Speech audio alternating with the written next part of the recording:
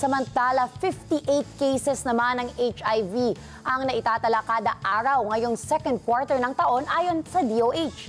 Si Madeline Villar Moratillo sa detalye ng balita, Mads.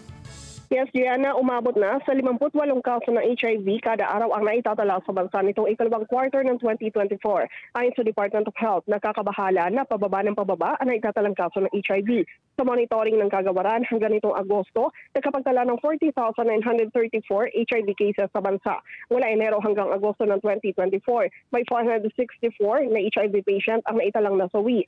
28 sa kanila nito lang Agosto. Ayon sa DOH ngayong buwan, isang person living with HIV na taga Cagayan Valley ang nasawi 6 na taon mula na ma-diagnose sa sakit. Nagkaroon umano ng iba't ibang medical conditions ng pasyente dahil sa mataas na HIV viral load at resistance sa antiviral o antiretroviral treatment dahil hindi rin tuloy-tuloy ang kanyang gamutan. Noong Setyembre, na-admit din umano ito sa ospital dahil sa Mpox. Pero paglilinaw ng DOH, hindi Mpox ang dahilan ng pagkasawi nito. Patuloy na panawagan ni Health Secretary Ted Herbosa ang maagang detection pa rin ang pinakamabisa para maiwasan ang paglala ng sakit. Madeline Villar Moratillo para sa Mata ng Agila. Matatag, matapang, matapat.